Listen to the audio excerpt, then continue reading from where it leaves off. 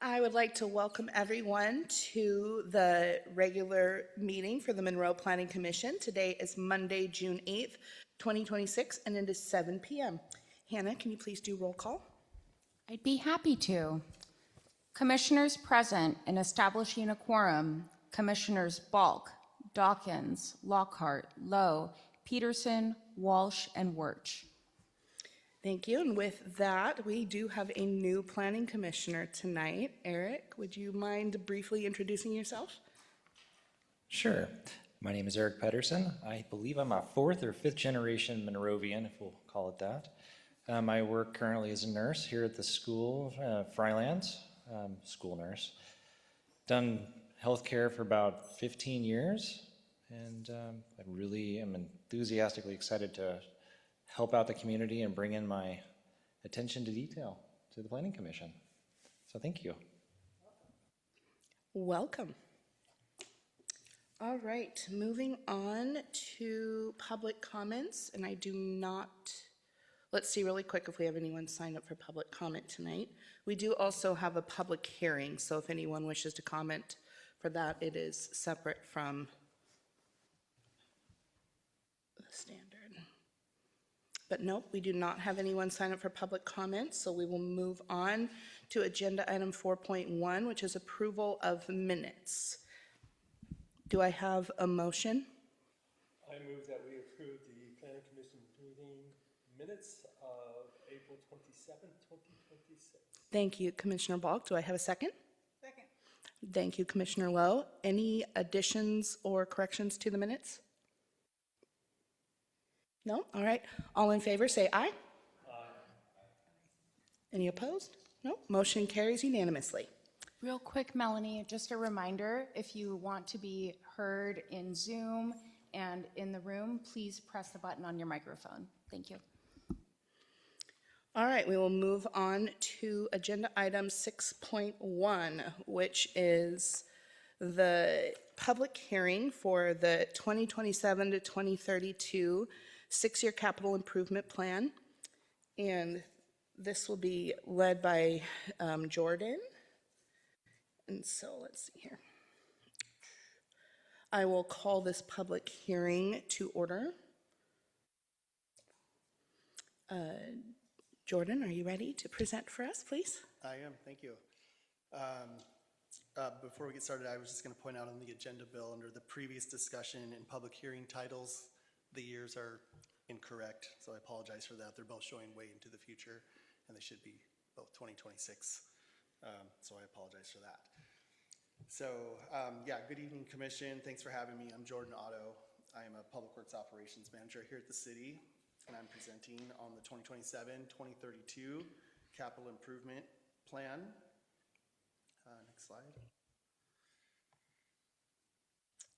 Let's see, tonight's Planning Commission's public hearing on the proposed 2032 Capital Improvement Plan. The purpose is to take public testimony, allow for discussion, and ultimately consider a recommendation to City Council.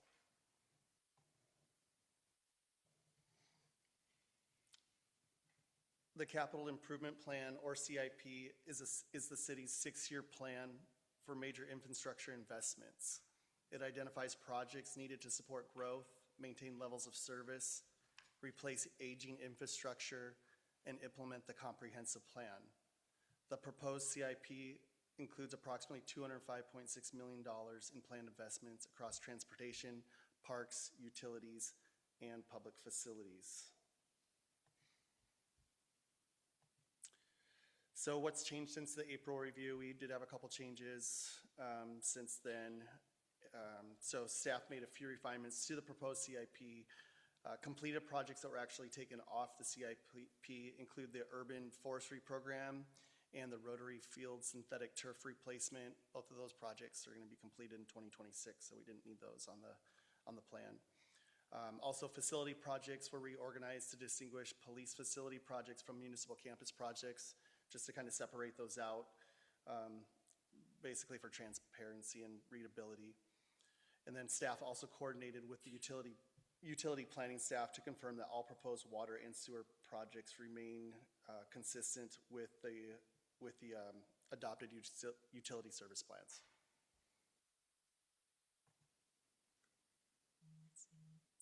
The CIP includes investments across all the city's major infrastructure systems, and that includes facilities, transportation, parks, and utilities.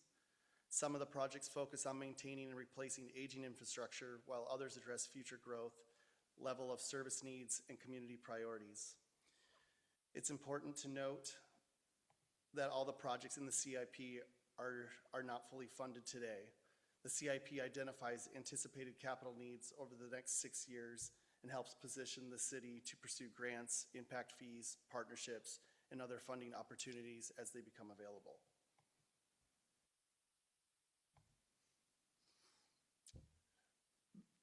Okay, so I'm going to show a few slides of just some example projects, and this project is a good example of the type of facility investments included in the CIP.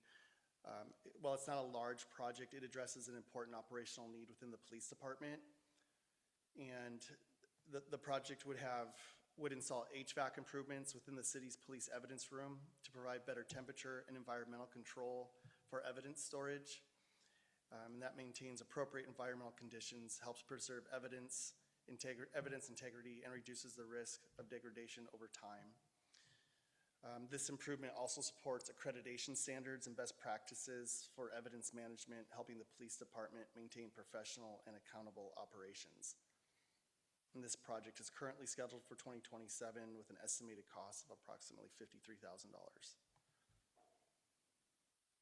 And then our next example project here is, this is the Ingram 12-inch cast iron water main replacement.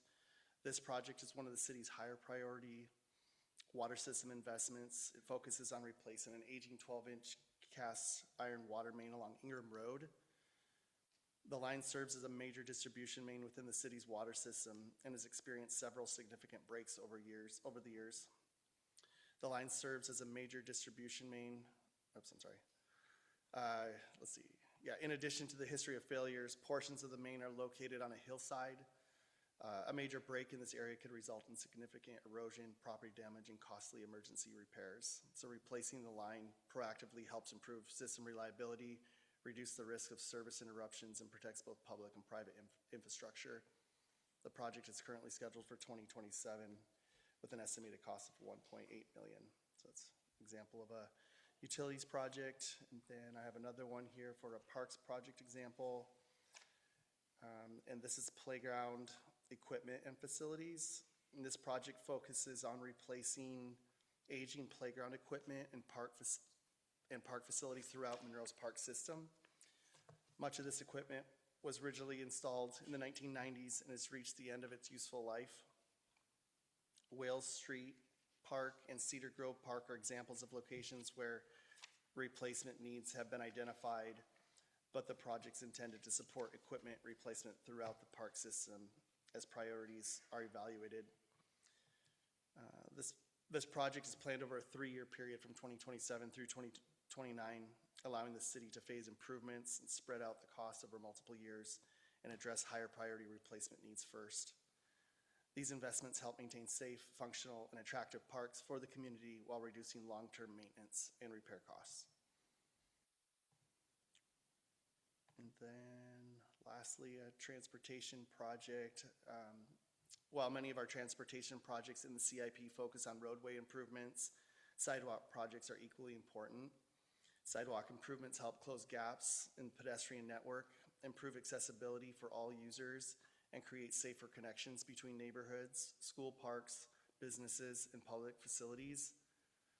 These investments support the city's transportation goals by improving mobility, enhancing safety, and providing transportation options beyond vehicle travel.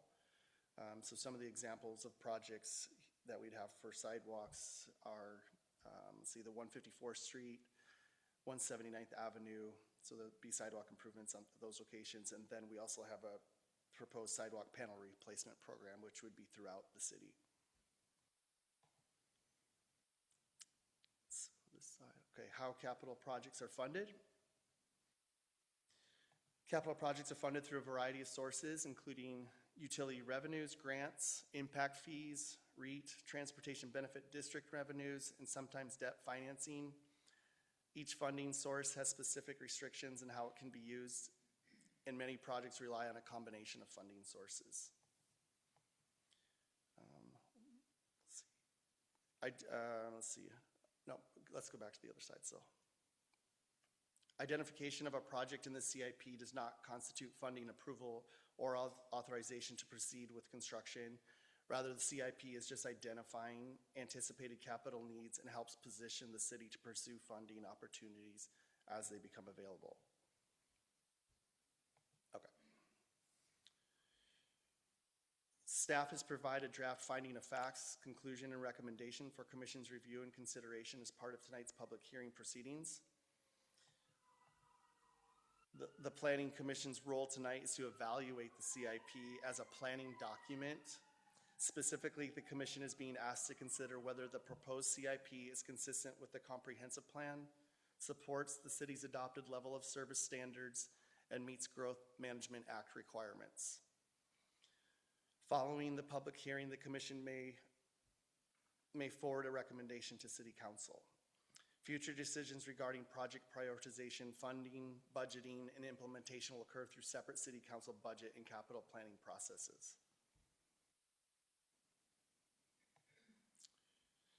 So that concludes the presentation. I think if I do go back really quick, I think I might have missed something on the very first slide. Just what was included with your packet, and so I just wanted to make sure I had all that. While Jordan's going back, I've got two things. I'm not sure if you all know, but REIT stands for Real Estate Excise Tax. So that's one of the funding components. And then at your desk this evening is the Transportation Improvement Plan. So that actually is part of the Capital Improvement Plan. It's another one of those financing documents. The state requires that our transportation improvement plan actually be adopted by July 1st of each year. So we've kind of got moving targets on deadlines. The capital improvement plan itself does not have a specified deadline other than we do ours with the budget process. So the final adoption will not occur until November or December when the council is actually adopting the budget. And as Jordan was mentioning, it is part of the finance, it's one of the tools used to look at the budget for the city council. Okay, I was just wanting to make sure I mentioned everything that was in your packet, because I did leave that out. So the agenda bill itself provides an overview of the request, policy considerations, an overview of how the capital improvement plan is part of both long-range plan and budget, and a summary of the fiscal pieces. So the attachments, the first attachment is the 2027-2032 CIP project list. Attachment 2 is a summary of completed and ongoing items from the previous 2025-2030 CIP. Attachment 3 is a snapshot of all long-range capital projects from various appendices of the Monroe 2044 comp plan. Attachment 4 is the current capital facilities plan element with a high-level overview, goals, and policies. Attachments 5 and 6 are the environmental or SEPA determination and checklist. Attachment 7 is the draft findings and conclusion for the Commission's consideration. And finally, attachment 8 is the introduction CIP presentation from the April 27th Planning Commission meeting. So that's everything that's included in your packet, and then I'll go back to the last slide. And just, yeah, if there's any questions, we can take those now. But yeah, that's the end of the presentation. For the sake of when the time comes for making any potential recommendation, just to clarify, the correct is the 2027 to 2032, correct? Okay. Correct.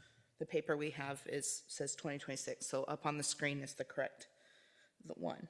Are there any other questions from commissioners? Yeah, Kelsey? Thank you for your presentation. So I do have some questions, and they're kind of referring to the packet that we got, not necessarily the slides. So on page 4, there's the Parks and Recreation. They want 20 acres per 1,000 residents. I was under the impression it was like everyone could walk within a mile to a park. Is that something that I just remembered incorrectly? So there's a couple of standards. The one you were referring to is in the adopted parks plan, but for actual park space per person, that's the standard the city uses. It's one of the standards, but that's the acreage. And so when we're looking at adding more parks, that is the key indicator.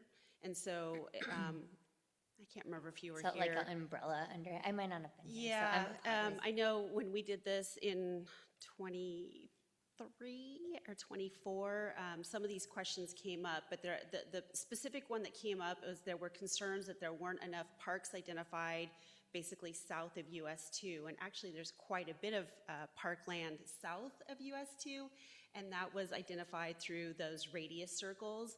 Where we needed newer parkland or additional parkland was up on the hill. 191st is one of the identified future parks. We have the land for that from the Trombley family. Another park was identified in the northeast urban growth area, which we were looking at with the Monroe 30 annexation. And so it's two things. One is the radius, but more importantly, it's acreage per person. That's the standard. Okay. Thank you. And then on page, so is this, these aren't like final budgets because they're going to be going to the city council and they'll change that from here? That's what, so these are estimates? Yeah, these are, this is what's being requested, but we're still going through budget processes throughout the entire summer. Okay, so And so budget this- questions right now wouldn't be Yeah, that will appropriate? go back to council in October. Okay. For approval. Yeah, and Kelsey, I want to clarify as well. The piece that the Planning Commission is asked to do is to make sure, do these projects, are they consistent with what's in the comprehensive plan? If not, is it consistent with the goals and policies?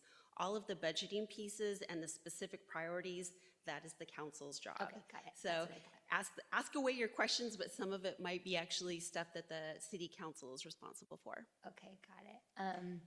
So do they add anything to this, or these are the plans? Because I didn't see anything about walkability, like from Al Borland, like any crosswalks or anything to get there, because there's only one crosswalk on Main Street, and then the rest of it is, but that is also Highway 203, so it might not be our jurisdiction. Or does that fall under an umbrella category of like bike paths and things like that? Yeah, so there are two, the city of Monroe actually has two different ways of doing mobility. The first one is in the transportation plan. And so for the most part, I would say over 90%, 95% of these projects come directly out of the comprehensive plan that was adopted in 2024. In the transportation plan, if you remember, we now have a multimodal system. So it's not just about roads and getting vehicles through. It now talks about trails. So some of the trails identified in the transportation plan are captured in the spreadsheet that you have that's highlighted in the green. Oh, wait, sorry, not the green. It's the gray color near the bottom. And then there's a secondary component. There's the Trails Master Plan, which will be done through the Parks Department, and it has a different funding source. So the items that are in the PROS plan or the transportation plan, not everything is going to be in here. Yeah, this is a snapshot for the next 6 years, and this gets adopted every time we have a new budget. Okay. And so the other thing too is if it's a priority for the city council or it's helping us achieve a bigger goal, it could be moved up, but that really happens at the city council. Okay, got it. Yeah. I just have a couple more, sorry.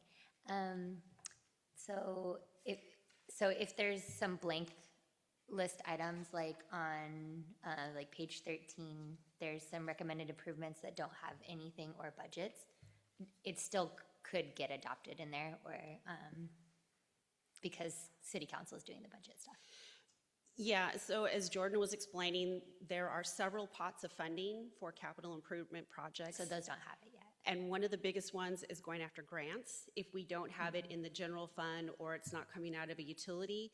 And so one of the reasons we include projects that we don't have funding for today, it could be that we're trying to get a grant to make it happen. Okay, cool. Yeah. Excellent questions, by the way. I think that might be everything. Thank you. Thank you, Kelsey. Are there any other questions from commissioners? No?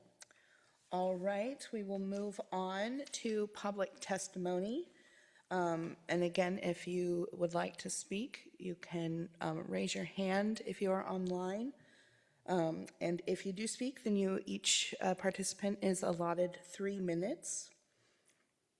And just please give your name for the record and your connection to Monroe. Do we have any public comments? No? All right, then we will go ahead and move on.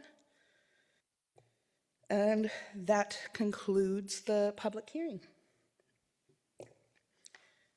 Do I have a motion for action on the proposal from any commissioners? Okay, I move to recommend the Planning Commission adopt the finding of fact and conclusions of law, authorizes the Planning Commission Chair to sign the findings on behalf of the Commission, and recommend that the Monroe City Council approve the 2027 through 2032 6-year capital improvement update to the capital facilities plan. Thank you, Carla. Is there a second? I'll second that. Thank you, Commissioner Balk. Are there any other? Is there any other discussion pertaining to the motion, the wording of the motion? Nope. All right, then all in favor say aye. Aye. Aye. All opposed? Motion carries unanimously.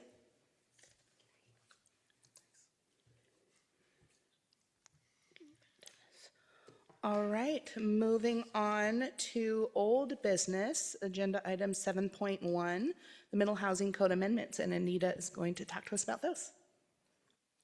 Good evening.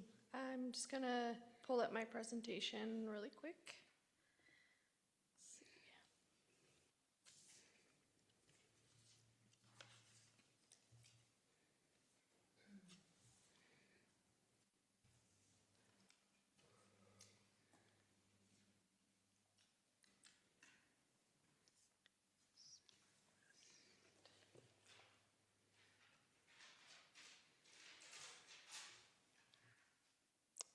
It just says sharing is not turned on.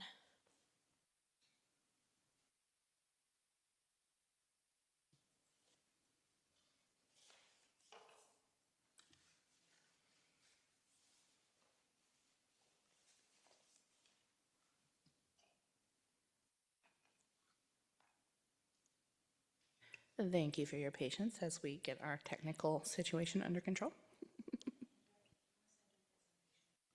Oh, okay. Okay.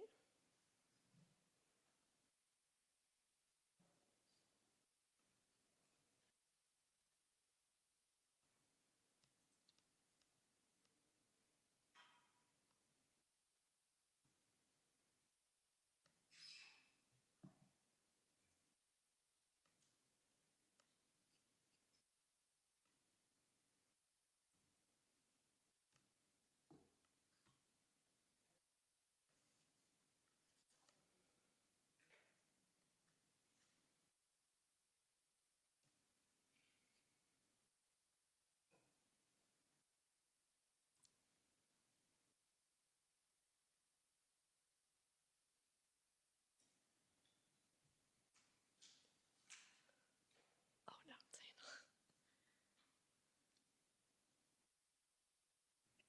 And apologies for the delay. We're still working on getting the presentation up on the screens for everyone and for any audience that's either here now or watching the recording after. I did send it. Did you get it? Okay, perfect.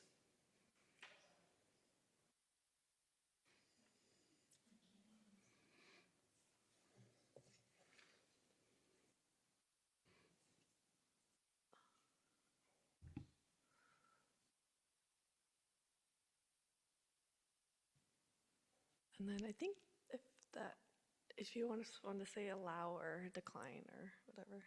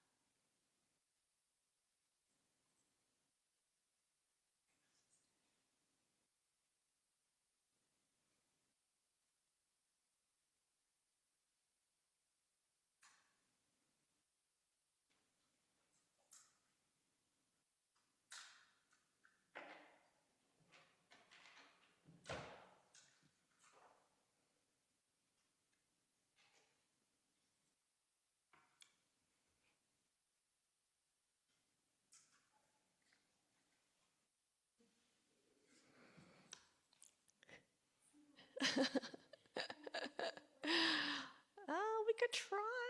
I don't know. It's kind of covering my presentation, but it's like.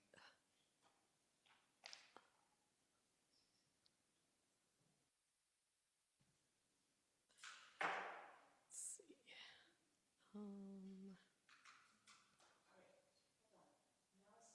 Yay! Okay.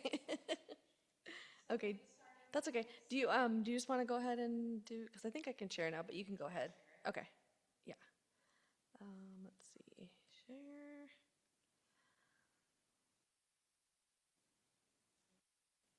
Oh, sorry, I didn't mean to raise my hand. Go away. Okay, thank you for your patience. I think we have it figured out. Okay, perfect. Good evening. For the new planning commissioners, my name is Anita Marrero, Senior Planner with the Community Development Department. I'm here tonight to present the Middle Housing Code amendments. The overview for tonight's presentation, I will give an introduction to middle housing since we have some new members or new board members, commissioners. And then I'll give a timeline of this project and where we've been and what we've been working on.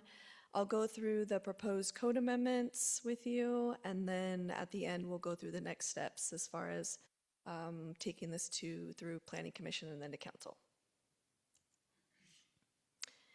House Bill 1110, which was passed in 2023, requires cities of certain sizes and locations to allow multiple dwelling units per lot in all residential zoning districts through the use of middle housing developments. The legislature passed this law to increase the production of varying housing types available at all income levels to address the housing crisis in Washington. Although the city of Monroe is not subject to House Bill 1110, the city is planning for future growth, including the need for an additional 2,424 housing units by 2044, which was established during our comprehensive plan update. City is proactively working on a middle housing code to align with locally adopted plans and policies to provide housing for current and future residents. This includes the vision of Imagine Monroe, where we can find everything we need with regional connections with a variety of choices for work, housing, dining, shopping, arts, and activities, the strategies of the Housing Action Plan, and the housing element of the Comprehensive Plan. So when we're talking about middle housing means buildings that are compatible in size, form, and character with single-family houses and contain 2 or more attached, stacked, or clustered homes, including duplexes, triplexes, fourplexes, fiveplexes, sixplexes, townhouses, stacked flats, courtyard apartments, and cottage housing. So as this diagram shows on the slide, when we're talking about middle housing, we're talking about those housing types that are in between a detached single-family home and mid-rise apartments. And as you can see in that diagram, we have all the housing types that I mentioned. This housing code or the middle housing code amendments will focus on duplexes, triplex and fourplexes, townhomes, and cottage housing. And then here are some more examples of middle housing. And like I said before, I'll be concentrating on the duplex, triplex, fourplex, and then cottage housing, and as well as townhouses.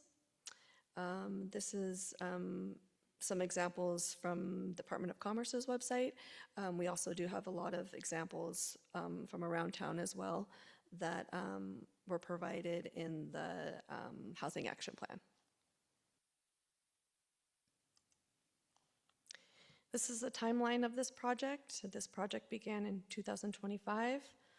In March 25th of 2025, an interim R7 ordinance was adopted by City Council, and what this did was allow townhomes in the R7 zoning district along with townhome design standards. In November of 2025, we had a discussion here at Planning Commission discussing middle housing. And then our discussion was continued on to the December 2025 meeting. On December 10th of 2025, a second interim R7 ordinance was adopted by City Council, and this was because the original one expired.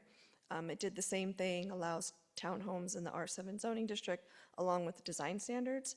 This ordinance will expire June 10th, which is tomorrow, or which is a Wednesday actually. And I will be taking this back to council tomorrow to ask for a 6-month extension while we finish up the middle housing code. In January of this year, presented to the Planning Commission the second draft of the middle housing code amendments, which are attached to this agenda bill. They did not change, so I did take in consideration a lot of the comments from the Planning Commission, and as after this presentation, we will go through those sections more in depth, and so we can talk about what that means and if there's any further comments on that. Yes, that's the timeline for the project. This is a summary of what the actual proposed code amendments are. So in reference to the interim ordinance that's in effect today, it's allowing townhomes in the R7 zoning district. It's allowing cottage housing in all residential zones, which is R7 and R15. Allowing duplexes in the R15 zoning district. Currently, duplexes are only allowed in the R7 zoning district. Allowing triplexes and fourplexes in all residential zones. Creating a new section for cottage housing regulations. Creating design standards for middle housing, affordable housing requirements, density bonuses for middle housing, and then adding some middle housing definitions. Some Planning Commission considerations as we go through these code sections. In regards to townhomes, currently there's a density bonus for townhomes in R7, which is essentially 100%. So currently the density for R7 for detached homes is 7 units per acre. Townhomes are afforded a density bonus, so they're allowed 14 units per acre, which is essentially 100%. So the question to the Planning Commission would be, is that still relevant? Do we want that as an incentive for developers and to encourage more middle housing options, or do we want to change that? So just some ideas. We could go 30%, we can go 20%, or even 50%. So that's just something to think about. Another consideration is duplexes. Should they be allowed in R15, or should they just be allowed in R7? And so there is the argument of, well, we want more density in R15 to meet our housing goals. But there are a lot of existing duplexes in R15 zoning right now. And sometimes when I talk to property owners, they're a little discouraged that they're not able to build another duplex on their property because the code doesn't allow it. So this is just maybe allowing some conformity, allowing some different options, and maybe there's a better market for duplexes. This is just some things to consider. And then another consideration is fourplexes.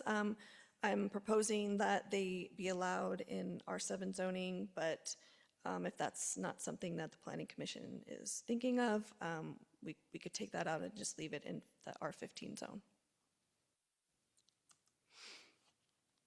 These are the next steps. So today is the introduction to Planning Commission, planning a study session on July 13th, and if we get far enough, hopefully we can have a public hearing on July 27th. And then City Council does take a break in August, so planning to take an intro and some study sessions in September, and then hopefully a public hearing and adoption in October. So that concludes my presentation for now. If you have any questions, but I am going to go through the separate sections of the code now.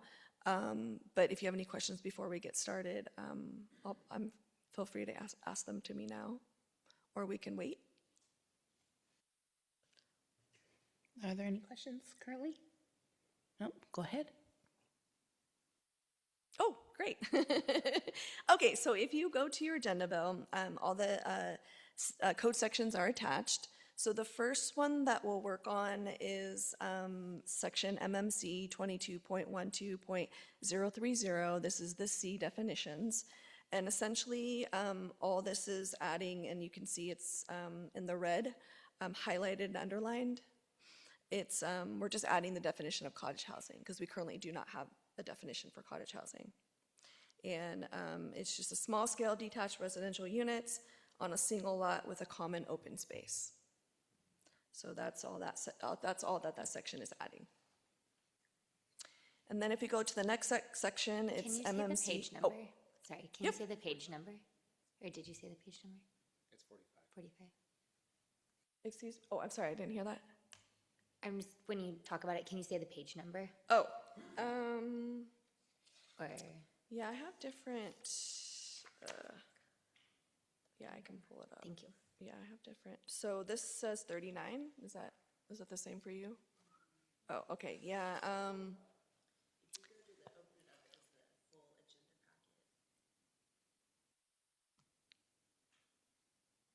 Gotten pretty good at this because I used to print out my agenda bills. Is it the 1 of 20 or? Okay.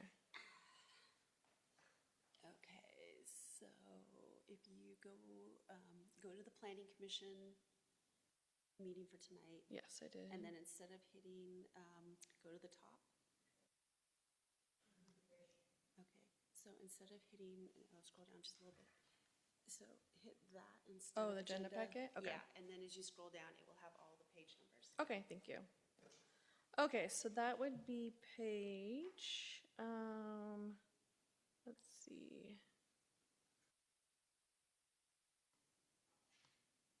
Oh, that's the wrong one, sorry.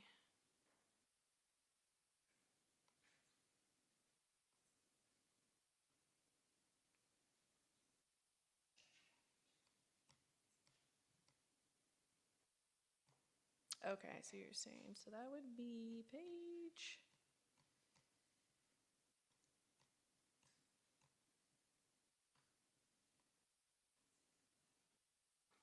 $130.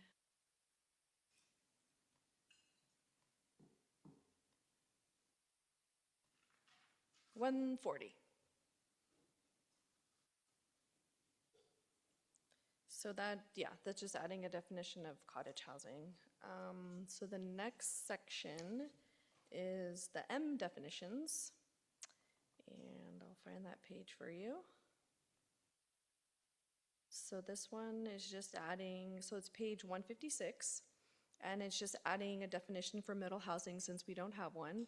And this comes directly from Commerce. So buildings that are compatible in scale, form, and character with single-family houses and contain 2 or more attached, stacked, or clustered homes, including duplexes, triplexes, fourplexes, fiveplexes, sixplexes, townhomes, stacked flats, courtyard apartments, and cottage housing.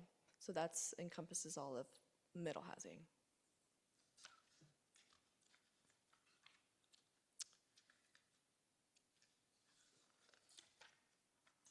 And if there isn't any questions on that, we can go over to the land use section, which is 22.16.030, and I will get that page number for you.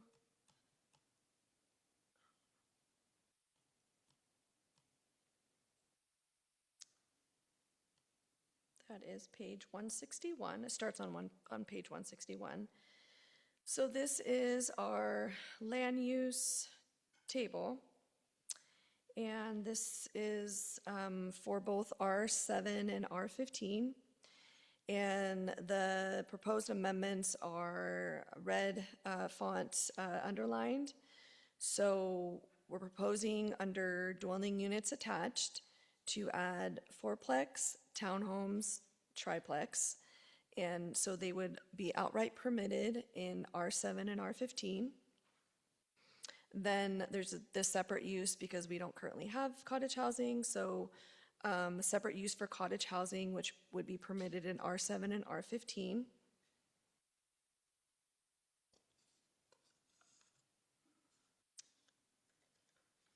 And then if you scroll down to, I'll get the page for you. That's essentially all we're adding under land use. But I think I skipped, let's see. Okay. Anita, this is also adding duplex to the R15 on here, correct? Correct. Sorry about that. Thank you for the, I think I missed that one. Correct.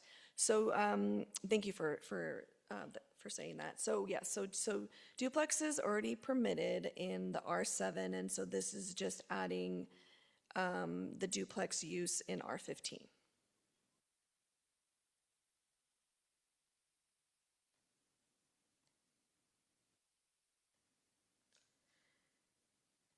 Okay, and Tony? then, oh, go ahead.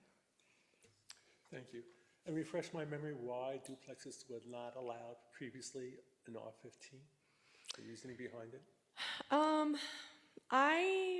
I honestly don't know the history on why duplexes weren't permitted. I'm guessing it was more of because it does allow 15 units per acre in R15 that maybe they're looking towards more attached housing like townhomes to reach that density, that maximum density. But I don't know the actual history on why duplexes weren't allowed in R15. So when duplexes were not allowed, they were trying to increase density or lessen density when they no longer allowed duplexes? I think they wanted more density, to increase density, yes, because you can get, yeah, if you did townhomes, it's at least 3 or more.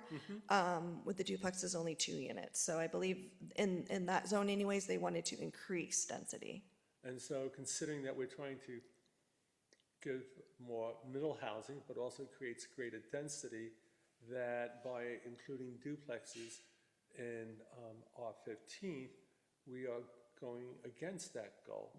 But one of the reasons I heard you mention before was there are pieces of property, parcels, that people, the owner would like to just to do a duplex, which would increase the density, but might not have enough land on that parcel to do anything greater than a duplex?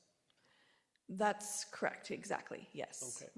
So trying to address that, we are allowing duplexes throughout R15. Correct. Is there a way, because I think the original goal I support, but I also understand there are island parcels, if you will, that will not support greater density than a duplex because of the size of the parcel. Is there any way of working language to address that need and not allowing duplexes throughout the R15? Yeah. We don't need the answer. I don't need the answer now. I just Yes, planted yes. the seed.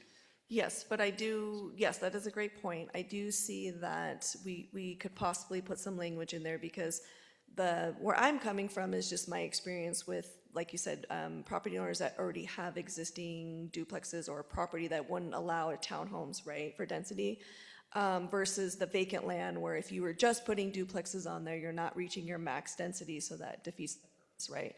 So yes, I can definitely see putting some type of language in there, but yeah, I'll make the note of that. Thank you. I would appreciate that. I think that would get us towards our goal. Okay.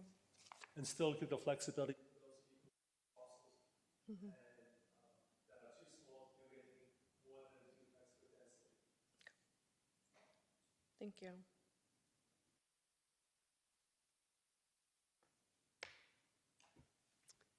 Anita, that's also something that we might look at for the multifamily, the R25 zone. We have a similar situation where most of the R25 is around Blueberry Lane.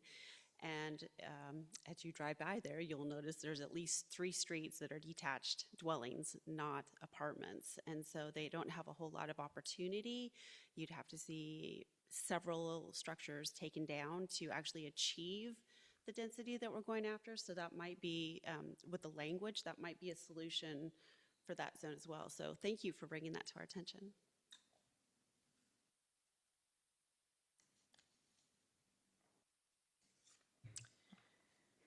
Was there any other comments on those different types of middle housing that I gave, and if there's any aversion to that, allowing those types in R7 and R15?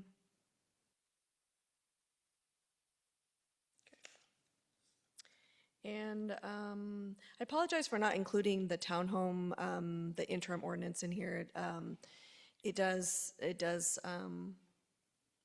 This packet I gave you does not include the density bonus that's allowed right now, but like I said, we can have a discussion about that as well. So currently in the interim ordinance of R7, townhomes get a density bonus of 14 units per acre, which is essentially 100%. Before, when I talked to the Planning Commission, I didn't really receive any feedback against that. But we did want to have that discussion with you to see if everyone's on the same page with that recommendation. Any objections to that? No? Oh, Tony has something to add. I think the real question is whether or not the investor would like to go forward with that, and the market supports the purchase of that kind of a density. I think the only objection will be when you have isolated islands of townhouses in the middle of a predominantly single-family detached housing. And as always, the people who live around that new development usually do not like to see the texture of their community, their neighborhood change. So I think in a couple of years, we'll have a clearer idea whether or not how well this is being received by one, developers investing to do that, and two, how quickly those units sell. Yes. And we actually do have interest in the interim zoning ordinance. That's why we took it to council. So we do have one development under review right now that is taking advantage of that. It's Trombley subdivision, so that is, they are going to do townhomes. Yeah. And then another density question is, for now, I'm not proposing that the R15 gets a bonus for doing townhomes, because for one, townhomes are already allowed. Second, it already is 15 units per acre. So I think that would stand unless had any other comments from the Planning Commission. There's one item that I do want to add in. We are still working with Public Works from a water sewer capacity analysis. When we adopted the Monroe 2044 comprehensive plan, the assumption was going from R4 to R7, and at that time we did not have this interim middle housing, which jumps from 7 units for basically 4 units per acre all the way to a potential of 14 units per acre. And so that could be a potentially limiting factor.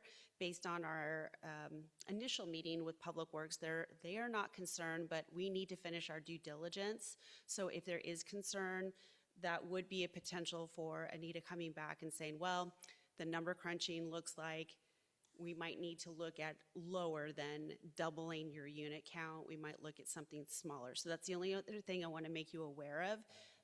That analysis is still underway. Tony? Thank you. So I appreciate that in R15, townhouses are limited to 15 units per acre. That townhouses has the potential going to 14 units per acre. So why do we have two different zonings, R15 and R7, and now we are permitting them to have similar density? I mean, there's not a huge difference between 14 units per acre and 15 units per acre. When I made my previous comments, I was just looking at R7 isolated. And then we look at, compared to R15, what's the purpose of having two different land uses with two different density, except that you have these loopholes? What was our goal for having two different densities, and is that goal still valid in light of the density bonuses? That's a question. I have no clue what the answer is. That's why I give it to you.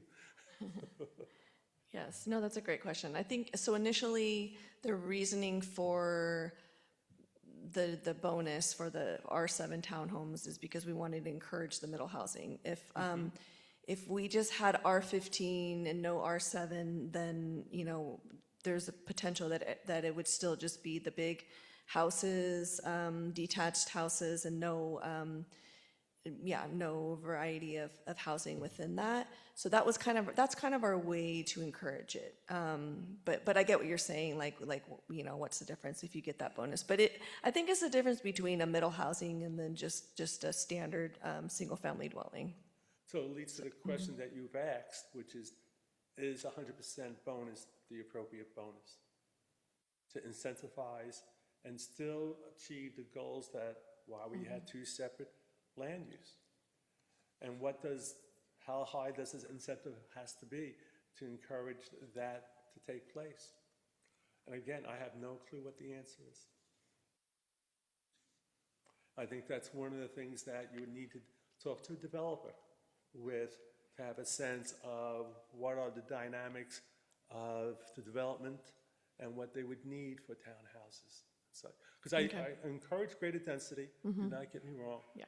But if we think there's a need to have two different land uses, how do we maintain that goal and also give those, what is the appropriate bonus to encourage people to do the townhouses and still maintain whatever the goal was for having two different land uses?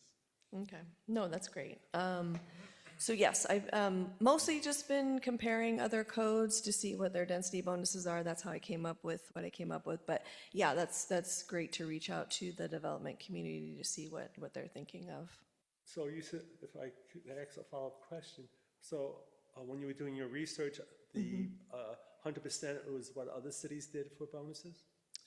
Yes. Okay. Yeah. And it's pretty much universal, 100%, nobody had anything less Well, than? not necessarily 100%, but that the 14 units per acre more to get that number. For us, we had to do 100%. But yeah, so it's not quite equal in when I was doing my research.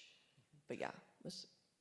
Because I think just having greater density to a certain level would be a wonderful thing. Land price is the same. Each hookup cost is going to be the same for each unit. So anyway, it'd be, Okay. like I said, I do not have a clue what the answer is. That's why I like to give you the question. Okay. Yes, and I will take that and do some more research and get back to you next time. I thank you. And I thank you for your patience with me.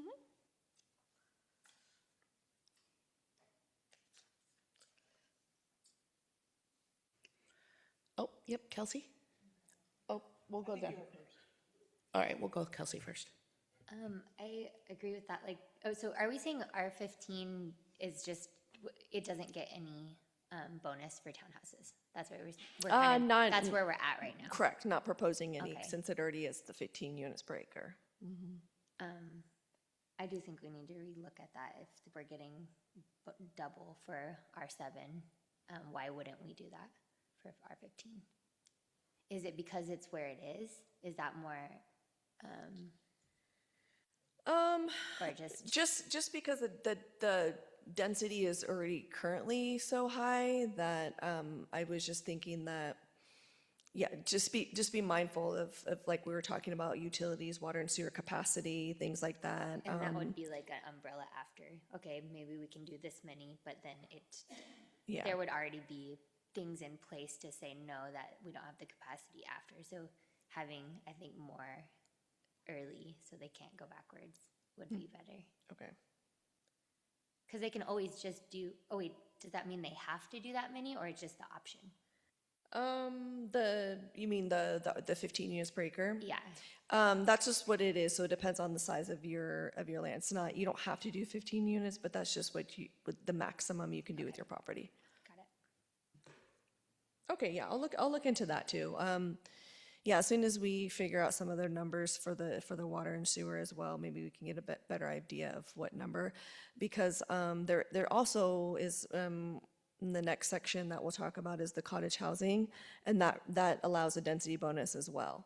So yeah, so you just want to be mindful that that we're not just having some density where we can't control it as far as like all the other elements, so traffic, utilities, and things like that. Yeah, we just want to be mindful of that. But yes.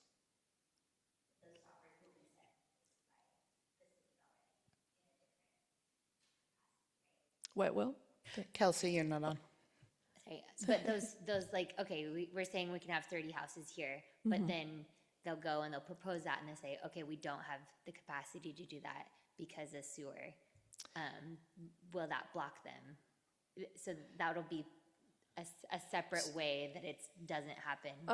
So because- it's my understanding that we do have the capacity. It just depends on what improvements we would have to do with new developments. So it's a case by case basis, I guess what I would say. So initially we would get a number just so we know where we want to put these numbers at in the code, right? But if we're getting close to reaching that capacity, then there may need to be some improvements, and so maybe that project would be stalled for a little bit until we figure it out. Until Yeah. we have a number, what that would be for Yeah. them to improve this, okay. Yes.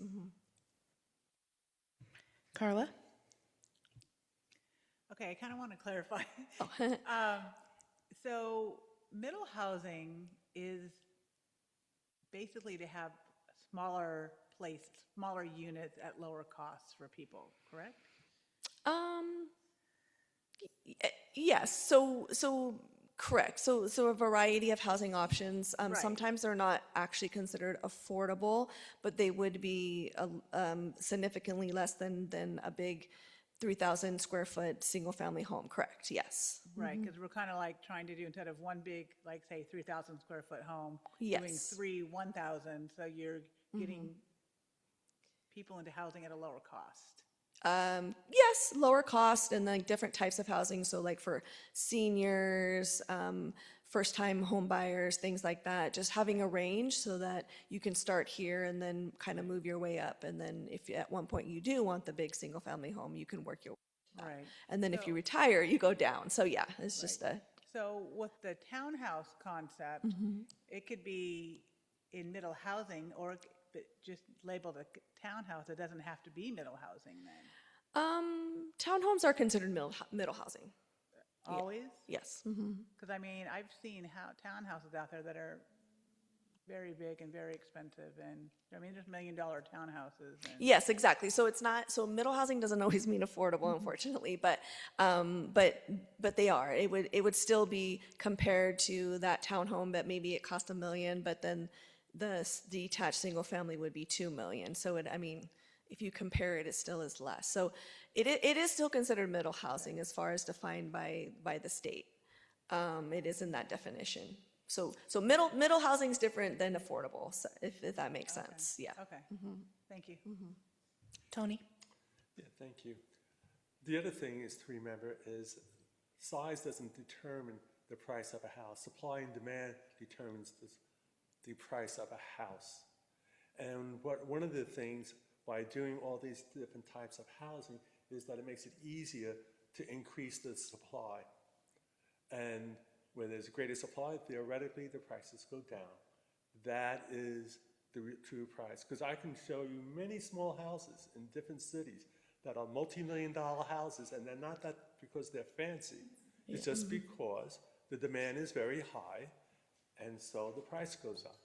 So one of the things, cost does not determine the price. Cost determines the profit.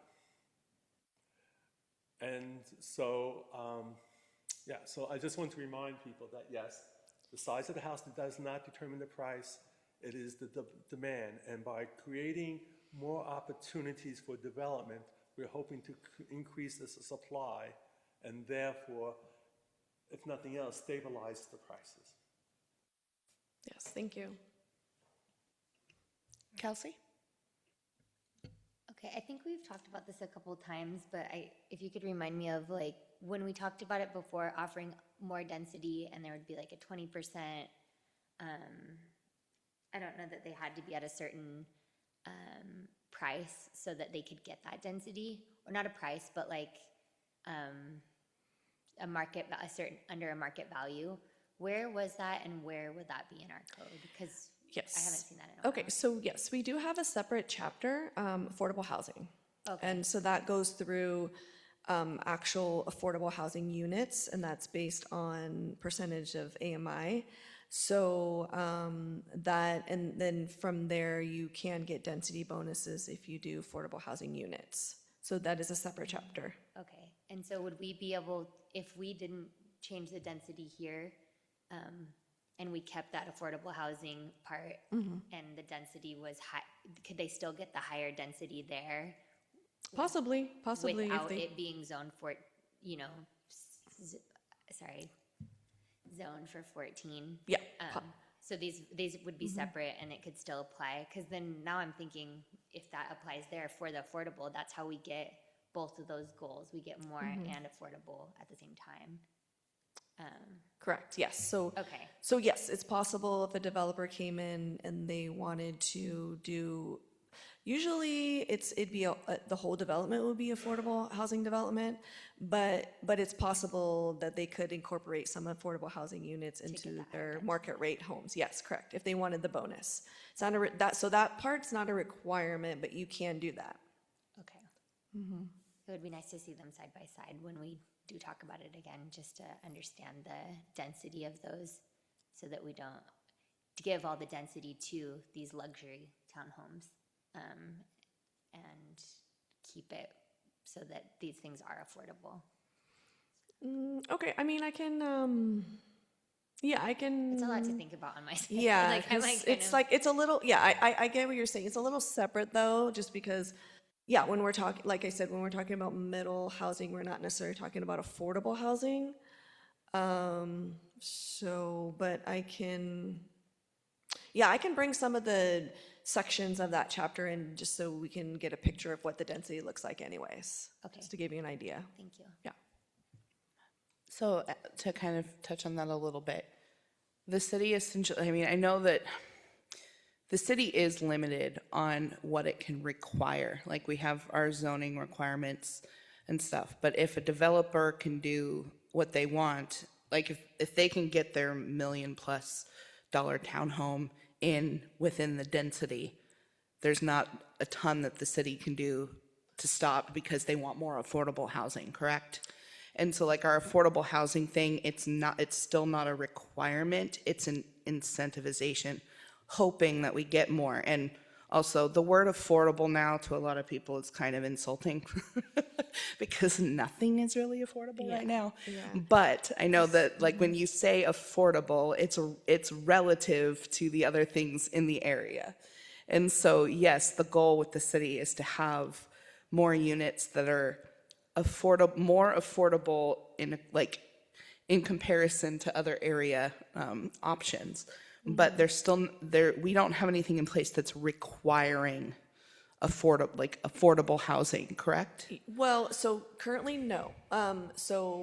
Because of the comments from the Planning Commission, I do have a section in, and then this will be the last section we'll talk about. I did add an affordable housing requirement.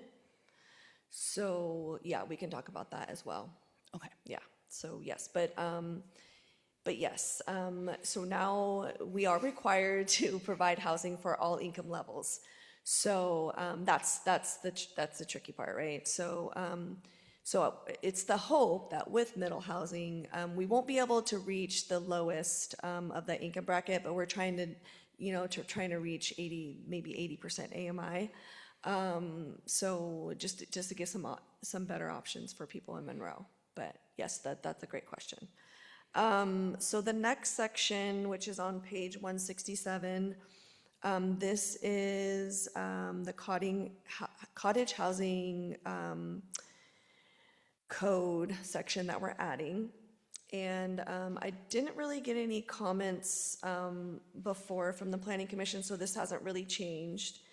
I did get some public comments on size of the cottages, because right now it's a maximum of 1,400 square feet. And I felt like the last time we talked, everybody was kind of in agreement, like that was good.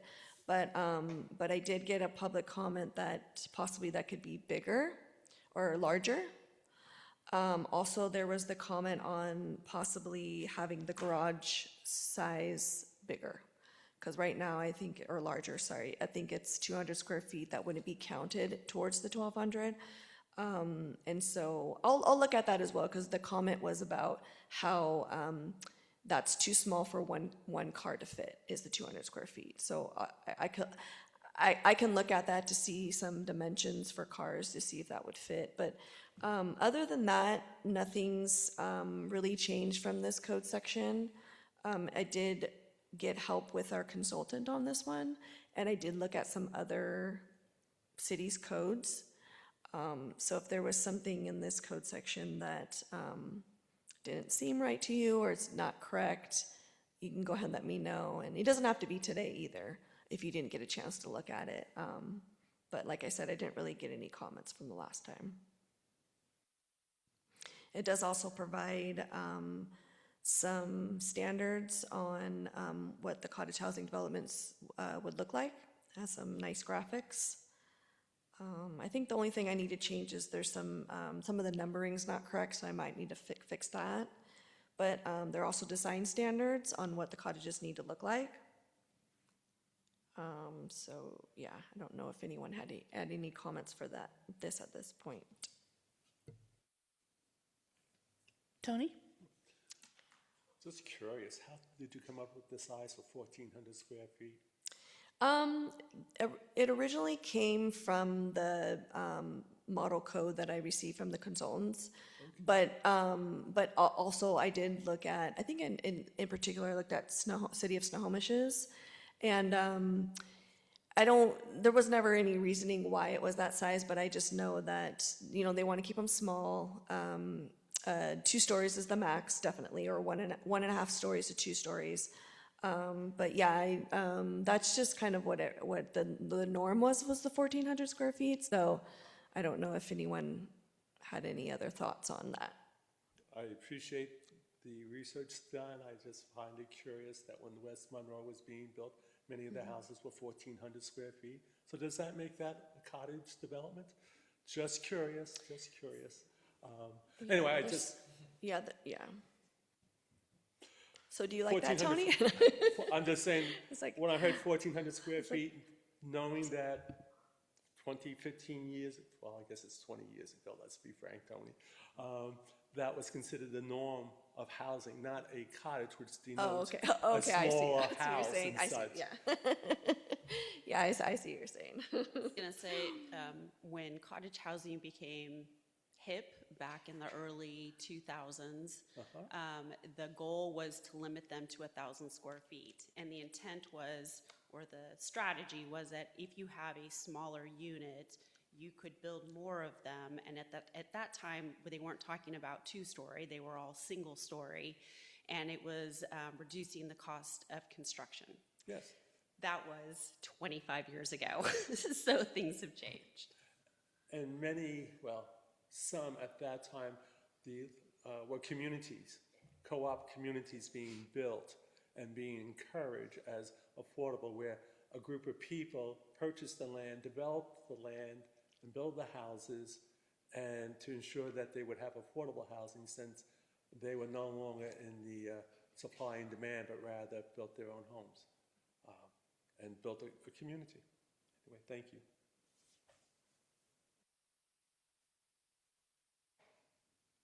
Oh, Kelsey, hi.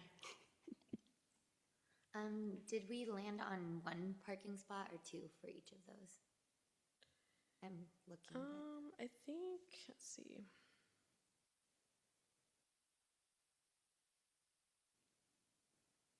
I remember us discussing. Yeah, I'm trying to see if it actually says it in here, or is this going to be part of our, let's see.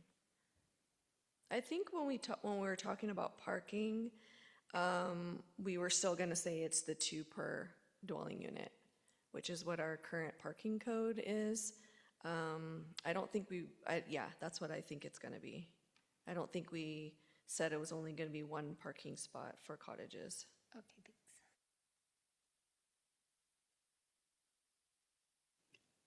Looks like you can go ahead and move on. Okay, perfect. So the last section is on page 176, and this section is the middle housing design standards. So kind of goes through mostly for like duplexes, triplexes, and fourplexes. And so I'm hoping that, working with our consultant again, that we can get some of those graphics for this chapter or this section. But for now, it's just, it's kind of straightforward. Just has building design, some site features, pedestrian access, kind of lays out the site design on where those housing types will be arranged on the site, and then the actual building itself. So this section does have if you go to E, which is on page 178. So this is where we're talking about, which I received a lot of comments from Planning Commission on the requirement of affordable housing unit. So under this one, it's under supplemental requirements.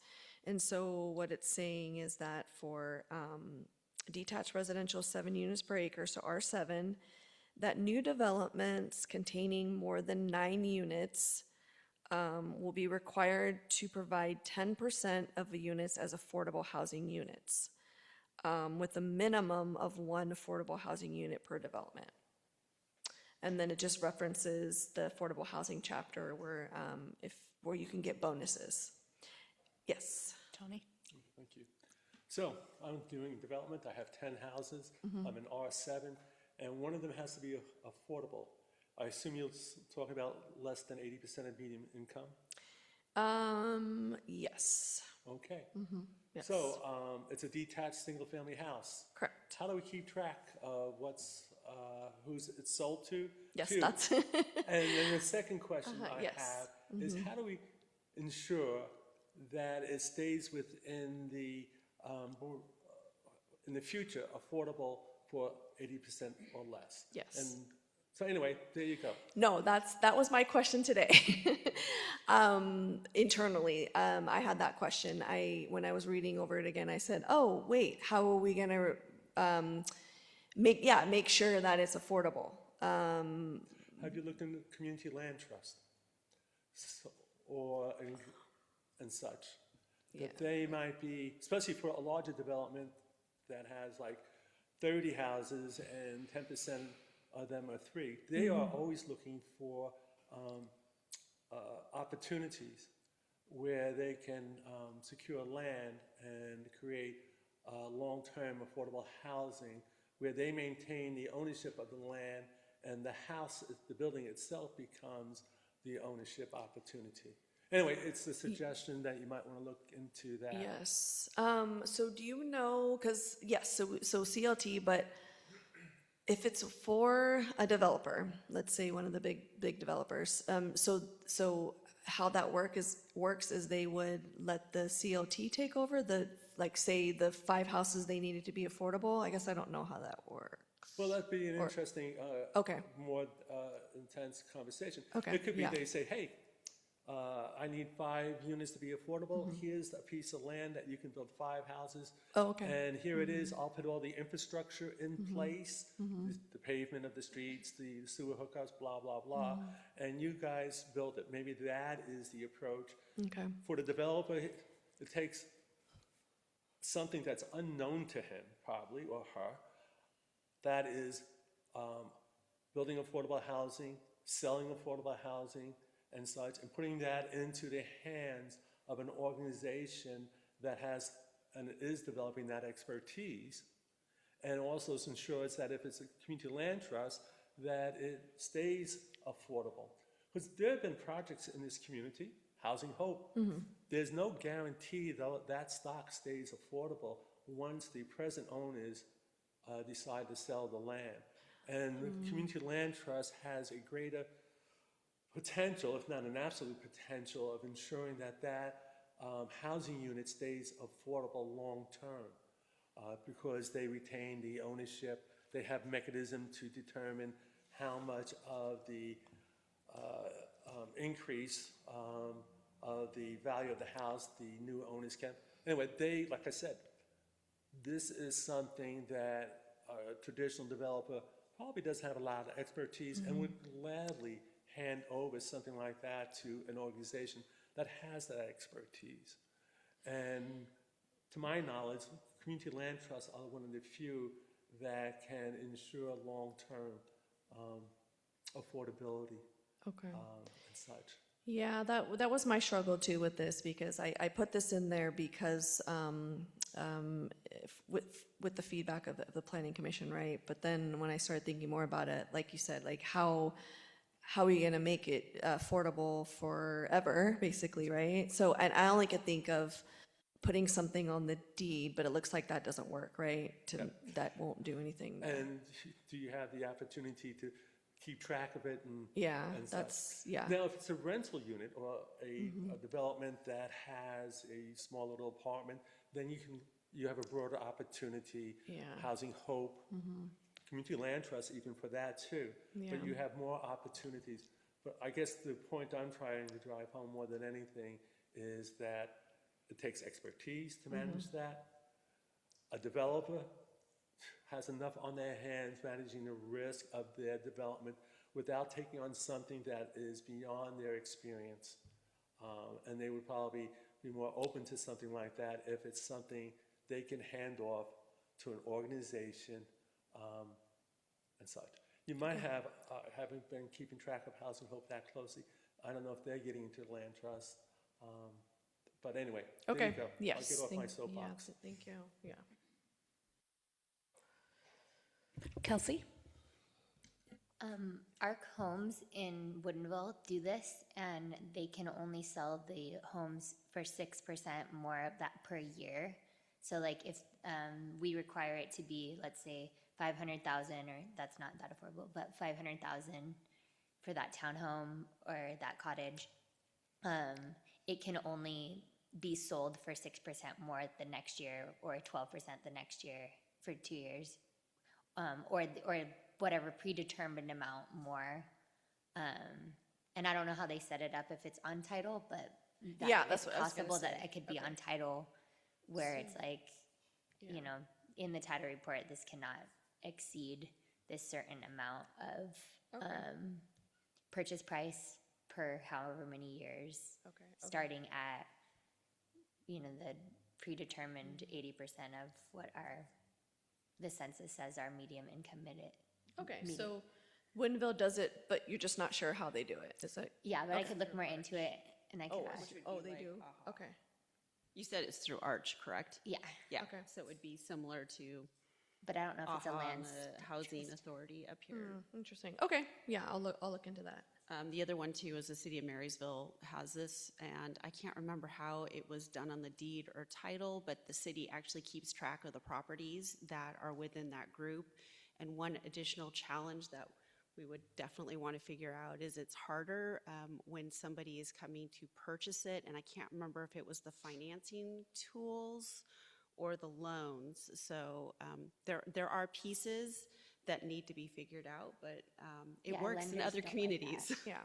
Lenders don't like it for some reason, and I'm not sure Yeah, why. there's probably, so, yeah, so I'll look into that a little bit more. It's a little more, I feel like it's a little more complicated than just, you know, putting it out there, like you have to allow this, but, you know, there needs to be the second component to, like, how do you do it? And so we kind of need to figure that out.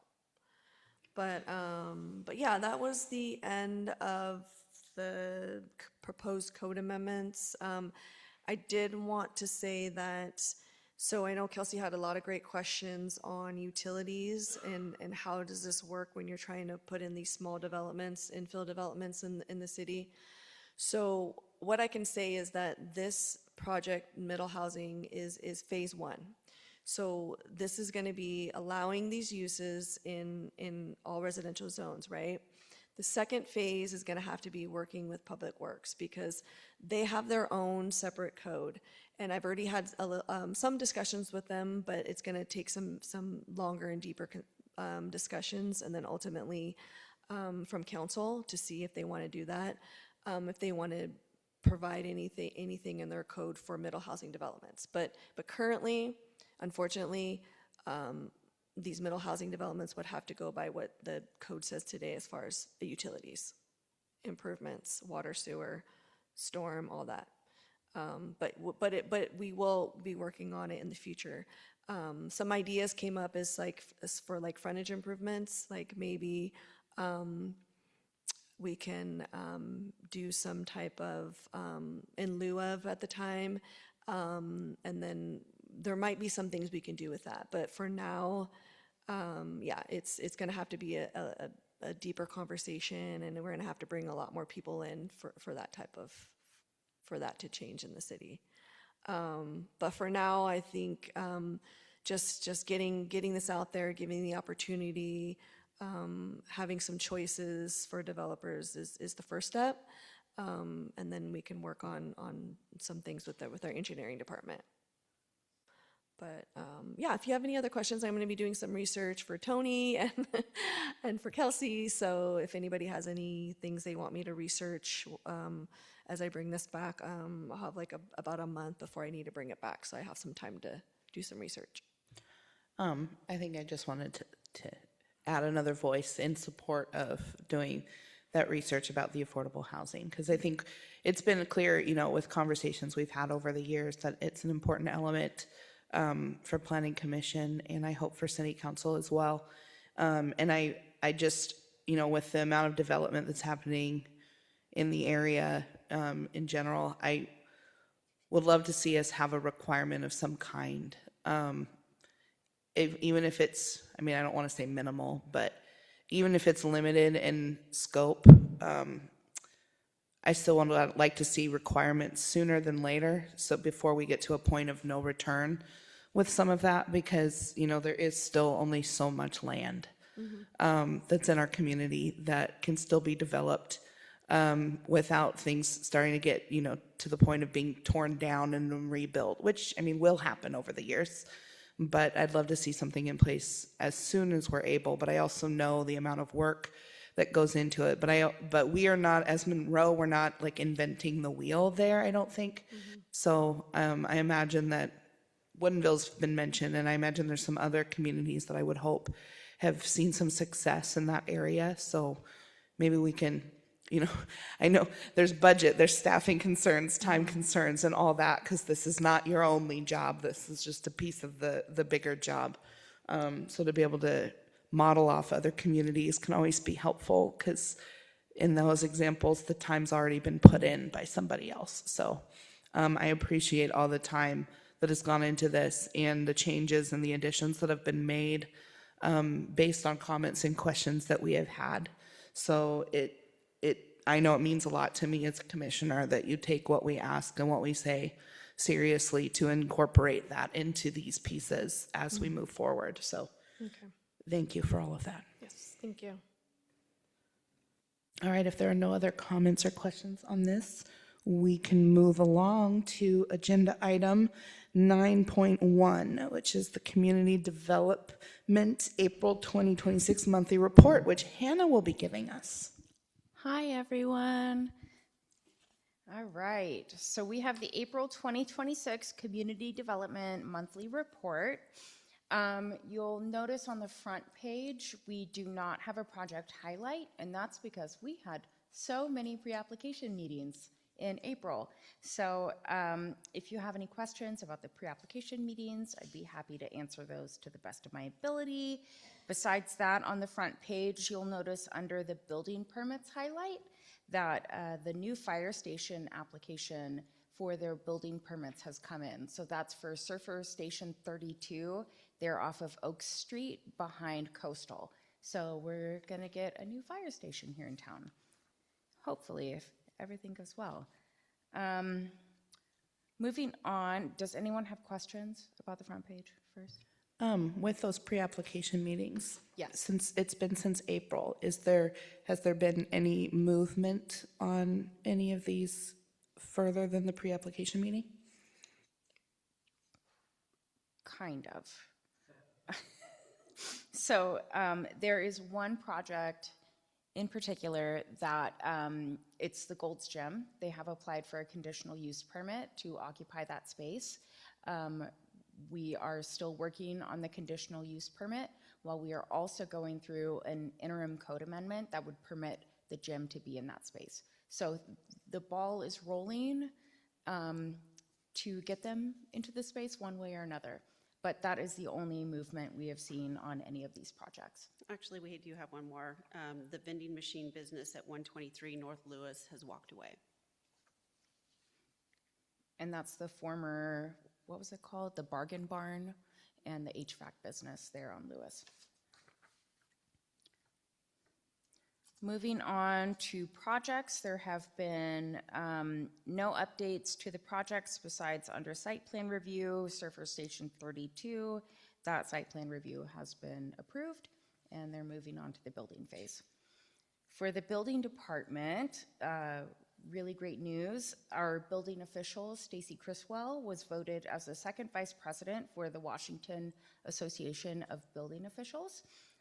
He is very active with them. He takes a great leadership role with them, and now it's very official. So we're very proud of him.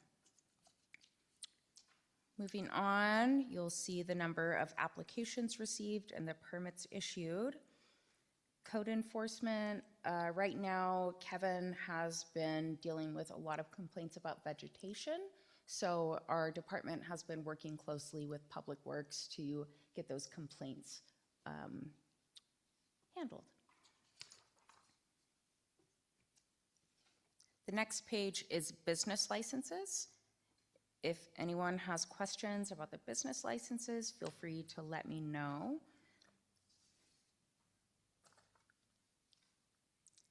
Moving on, there was no updates to the City of Monroe Comprehensive Plan update.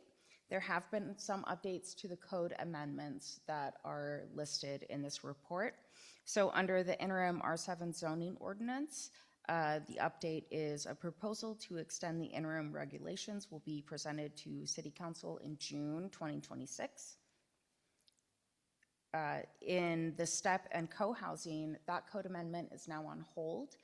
There was a House bill that was passed that extends the deadline to March of 2028. So that gives us a little more time with that bill. The critical areas update, the only update for this one is that staff are going to be building a dedicated page on the city's website for this update. And it will have meeting materials, draft documents, and the formal review process is going to be running through 2026. In the annexations, we have an update to the Davis annexation, is that City Council held their first public hearing for the Davis annexation on April 14th. A second public hearing and a first reading of the proposed ordinance is scheduled for May 19th. Do we know, Kate? Yeah, so the council actually held their first and second public hearings and are expected to take final action tomorrow night. There's one other thing that Anita will be taking to council tomorrow night, and the step housing and co-housing actually got split up. The step housing is the one that got extended. The timeline and additional criteria were established by a second bill that passed the state earlier this year. The co-housing deadline did not change. And again, that one is in the multifamily zone specifically. So Anita has a public hearing tomorrow night. Thank you, Kate. 2 for 1. Two for. Does anyone have any questions about April's report? No? Thank you. Thank you, Hannah. Let me get back to my proper page. And now we have general discussion by commissioners and staff. So we'll go ahead and start down with Mary and work our way down the line. Hi, everyone. First, I want to say welcome to the 2 new commissioners. Welcome. Also, I'm just putting it out there so everybody knows graduation is coming up. Yay. Thursday is the parade. It's starting at Frylands. I'm getting teary-eyed because I have a grandson graduating, which I shouldn't be, but I'm excited. And then after that, graduation on Monday, and then another Monroe High School class comes to a close. So there you go. Make sure to come out for the parade, though. Thank you. Go I ahead, have no Nick. business to discuss. Carla? Well, thank you for the presentation and bringing back discussion we've had several times, so it's good to get it refreshed and hear it again, so thank you very much. And yeah, so I'm glad that we have 2 new commissioners and we have a full council here now, so it's kind of nice, so thank you. That's great. Welcome to be here. Also, welcome to both of the new commissioners. It's my first meeting with Nick, even though it's his second meeting, so welcome to you both. It's really nice to have a full commission again. It's been quite a while, and to have everybody here tonight, that's also awesome. Don't be fooled by the weather right now, looking out the sky or out the windows. It's very dark and gloomy. We're supposed to have rain for a few days, and then next week it's supposed to start creeping into the mid to upper 80s. So warm weather is coming. Also next Wednesday, the 17th, marks the last day of school for the majority of Monroe School District students. I know that other area schools have different dates, but there are going to be a lot more kids on the roadways during all hours of the day. So as a parent of 3 young ones, please just remember to drive appropriately. There are speed limits and speed bumps and all the things for reasons. So just please be mindful of that as the weather gets nicer and there's more kids out and about. Yeah, other than that, that's what I've got for tonight. So, Tony? Welcome. Welcome. On a personal note, 2 years ago, my wife and I started a scholarship fund for paraeducators, employees of public school employees only in Monroe School District who are want to become educators, teachers. The criteria is that they are employed by Monroe School District, that they have completed 2 years of college and are enrolled in a teaching program. And I would like to share the 2 names that we selected, but we haven't notified them yet, and it's not fair to give it to you before then. But we awarded 1 last year, and we had several people apply this year, and we are awarding 2 this year. Thank you. Eric? I just want to say thank you. I appreciate the opportunity to do the work and make our community better. Kelsey? Also want to say welcome, Nick and Eric. This is full cabinet. It's awesome. And thank you both for all your work, and you too, Hannah. It's nice to be back, and it's nice to see you all, and to bring back the things that we've been working so hard on. It's really nice. It's going to be so nice to close some of these. So thank you. We'll go to Kate. I only have one thing. The docket is open, or the application period for the 2026-2027 public and, community applications for the comp plan is open now through the end of July. So get the word out. I think Hannah had gotten a couple on Facebook, so we're doing a full court press again. And then it actually does tie into your next meeting. You will be seeing the 25-26 docket. So we're a little bit behind, but comp plan moves on. Anita? I don't have anything to report, but yes, just welcome to the new planning commissioners, and thank you for the discussion today. Feel free to email me if you had any thoughts that come up regarding middle housing code or whatever, and then I'll just be doing my research and looking forward to our next meeting. Thank you. Hannah? I only have one thing I like to share about community events, and I recently attended I think it was the 22nd annual powwow that the Sky Valley Indian Education Network puts on up there at Monroe High School. And it's just such a wonderful event. It's so welcoming. There's some really great Native artists that set up shop, and you can buy some cool stuff. So next year when it's powwow season, go check it out. It's Memorial Day weekend every year, and in the spirit of community events, the farmers market is underway every Wednesday night starting at 3 p.m. over at the Galaxy Theater parking lot. There's food trucks, lots of local businesses, produce, plants, all kinds of cool things. And then also Monroe Pride is this Sunday from noon to 5 at Sky River Park. So if there are no other comments or discussion and there's no objection, we will adjourn the meeting.